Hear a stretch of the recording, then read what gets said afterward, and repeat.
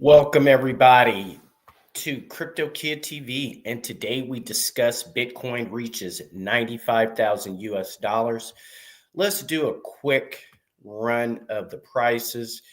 Bitcoin closed Friday. It was actually down $286.76 to the price of 94,415. However, Bitcoin did reach a 5-day high of $95,132. Let's check where Ethereum is at this time. Ethereum has risen to $1,784. It is down $8.73. Quite 300, about $200 below 2,000. And Bitcoin has been trading between 1,400 and 1,500 US dollars. Let's check out the Dow Jones Industrial Average.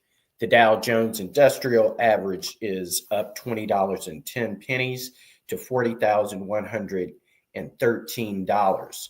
And let's see where the S&P 500, I'm expecting that, it's actually down $20.50 to the price of 5,529 US dollars. Now, this is all amidst of the trade tariffs that are ongoing between the United States and other countries, most notably China.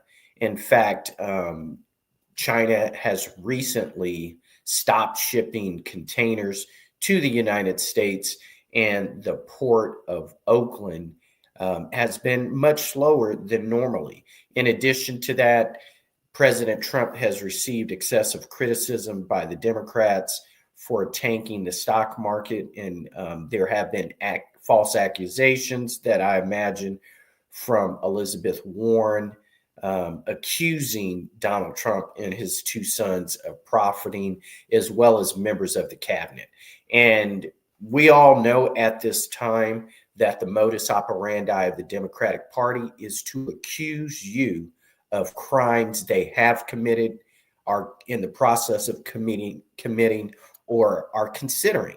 So this is the modus operandi of the Democratic Party, and we've known that for the last, let's say, 8 years. In addition to that, there have been also discussions of investigations into Letitia James, and it's pretty much an open and closed book. But we know today that the biggest form of guilt is actually public opinion. Let's do a quick lookup of Letitia James. And of course, the fake news mainstream media is not going to report much on that. However, Letitia James it's been reported that Letitia James has already acquired several attorneys. So she is lawyering up. And so we expect more from that. I'm just going through some of the headlines. Right now, there's just not much to discuss. Specifically, I had predicted, and I want to go on record saying, hey, I was right and I was wrong. So I had predicted back in late February, early March, that there would be no discussions of significant economic policy by the Trump administration until the first weeks of April, because they were really focused on Doge. Currently, Doge has uncovered $160 billion. And that's only after, 3 months? Doge has uncovered $160 billion of fraud, waste, and abuse. Also, what is taking place right now is finally a lot of the cases on election fraud are going forward. And specifically, one of the main focuses is here in the sunny state of Arizona. Maricopa County, one of the largest counties in the United States, has been under the magnifying glass, actually, specifically, or should I say microscope concerning election fraud. And recent cases have gone forward that have been presented. And mainly what it's doing is it's identifying the different mechanisms that the Democrats are using, whether it is fake voter registration. Here in Maricopa County, here in Arizona, I believe Maricopa County has been forced to flush 50,000 false voter records from their enrollment, and other states will follow. And this is going to be a domino effect. The Trump administration and the Republicans, first of all, the Republicans are weak. The Republican Congress, they do not have a backbone. What I've seen since the 80s, being a child, is that both sides, the Democrats and the Republicans, commit crimes, but it's only for the last 40 years I've only seen Republicans go to prison for their crimes. Every time Democrats are caught embezzling, they're let off. So whether it's Nancy Pelosi amassing $200 million, there's been no investigation of that. Whether it's other members of Congress, both, even Mitch McConnell, who's now worth $85 million, he should be investigated. Nancy Pelosi should be investigated. Chuck Schumer, AOC. On the Democratic side, even Bernie Sanders, who is worth $30 million, and he's flying on public jets around the country on a tour with private jets. He's flying around the country on a tour named Against the Oligarchs. And I believe his biggest gripe is that he's only worth $30 million. And, probably half of the Trump cabinet are worth at least $1 billion. And this is unprecedented that since the forming of the Constitution, let's keep in mind the people that formed the Constitution, that signed the Declaration of Independence, they were landholders, many of them slave owners, including Thomas Jefferson and George Washington. They both had several slaves. And isn't it interesting that the majority of the people that you meet in the United States named Washington are actually African American? So they are clearly descendants of slaves that our first president, George Washington, owned. And now, and since that time, pretty much the only people that have been allowed to be in politics have law degrees. And what they've done, both Democrats and Republicans have turned the public coffer into a slush fund to enrich themselves. Very few of these people in Congress ever practice law. And so we have to wonder why they are able, and it's not against their laws of Congress, that they can trade stocks that they have privy information to. And that clearly is inside information. But they put Martha Stewart in jail, and she's a billionaire, for profiting $200,000. And we cannot, no one's been able to figure out or explain how Nancy Pelosi is worth $200 million by working for Congress for 20 years at a salary that's paid between $150,000 and $200,000. So she has a lot of answering to do. And AOC should explain how she's been in Congress about 7 years and she's worth $30 million. And then Chuck Schumer, he needs to explain why he is so wealthy himself. And this is the game. Both sides, both Democrats and Republicans, are both corrupt. I don't trust either side. But what I do believe is that as far as our economy is concerned, there's not going to be any announcements about our economy until September. If you think about it, next week is the first week of May. And then I believe at the end of June that Congress goes on a summer recess until the end of August. So I doubt any serious legislation is going to be passed in the next 60 days. In fact, I don't see in the next 60 days any discussion of passing a balanced budget or passing a budget at all, which is going to then go into 2 months of summer recess. And then when the Congress returns in late August, early September, they're going to have less than 30 days. And the only thing they're going to be able to do is pass another emergency budget for 90 days. And then it's going to put them in a position where right around the Thanksgiving holiday, they're going to have to pass another 30-day pork field for both Democrats and Republicans, a bill to keep them open over the Christmas vacation. So what I expect is that no budget will be passed until April of 2026. Once again, my prediction is that no official budget, and that means that Donald Trump will be in office for more than an entire year, and no official yearly budget will have been passed.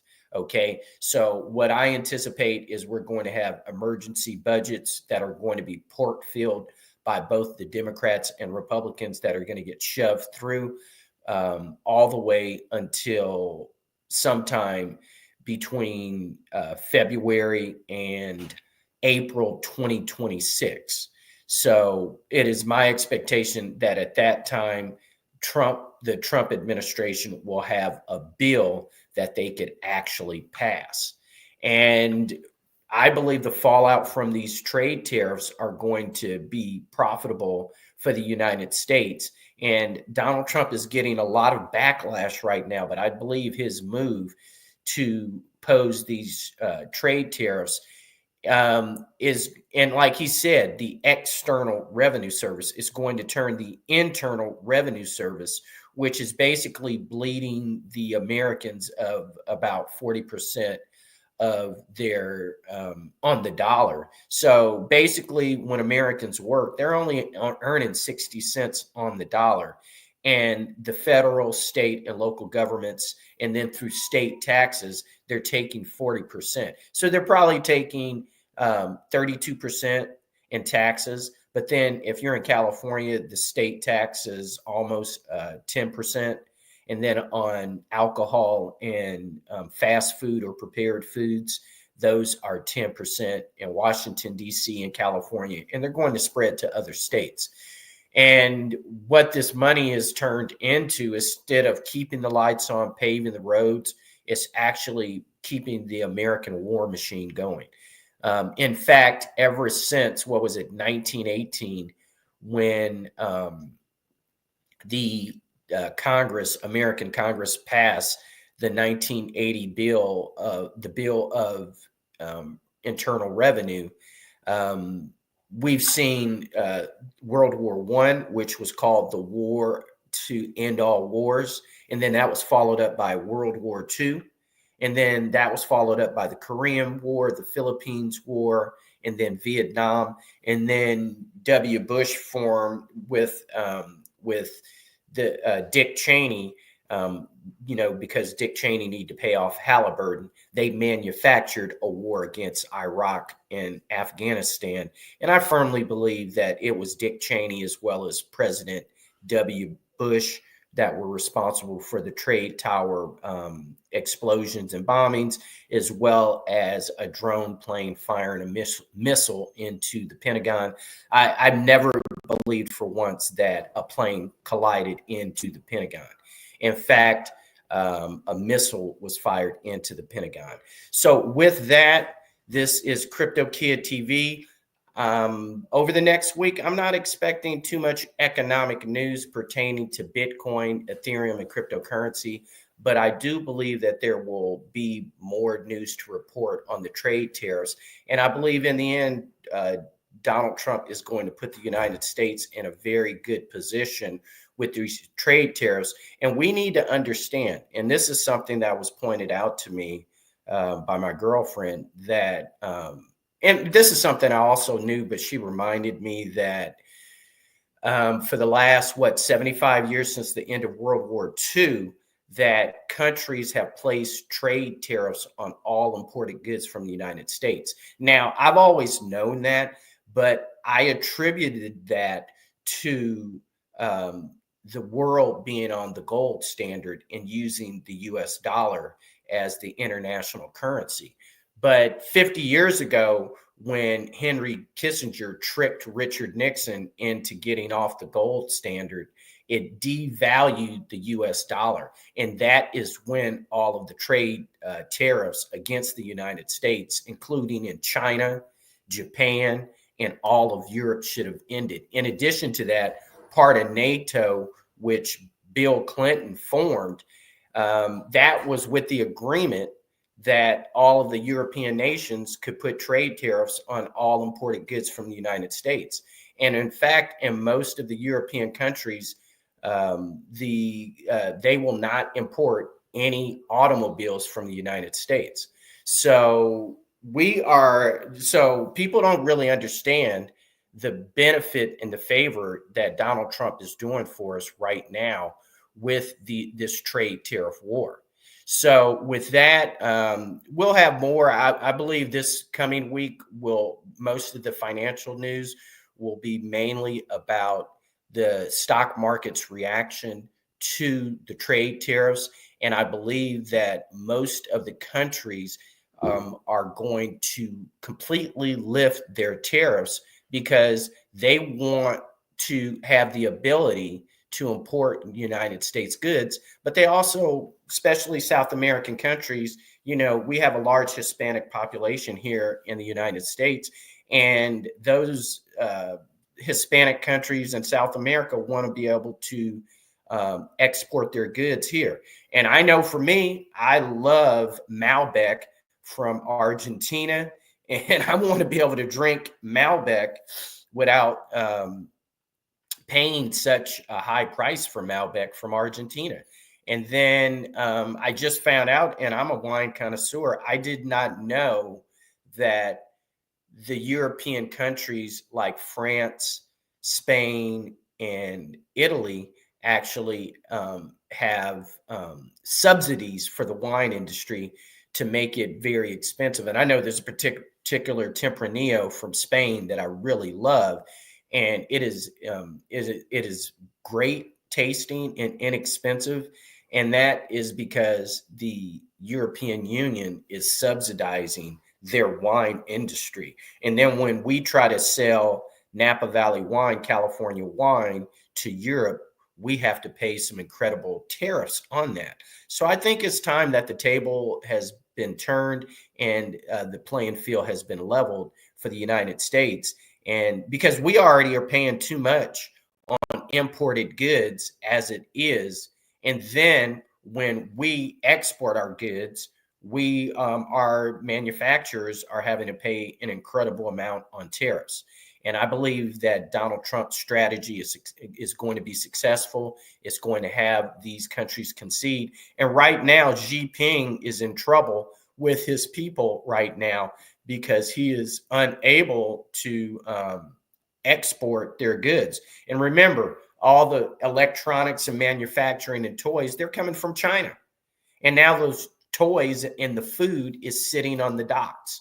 And in San Francisco, most of the Chinese products that come into the United States come in through the Port of Oakland, and they go through some type of import-export company in San Francisco, and then they're distributed throughout the entire United States. So China definitely and the Chinese population, one thing about the Chinese, they still speak their native language, even though they speak English, and then they cook their own food. So they want food from China to be imported here. So with that, I'm going to keep you abreast of everything that's going on. This is Daniel Plummer, the Crypto Kid. We're signing out. It is sunny Sunday, the week after actual Easter Sunday. But in Catholic time, this is the last day of Easter. So with that, thank you so much for watching our show. God bless you. I hope you had a good Easter Sunday last Sunday. We'll keep you abreast of all of the trade deficit wars and as well as the market's reaction to these tariff wars. Thank you so much, and we'll see you tomorrow.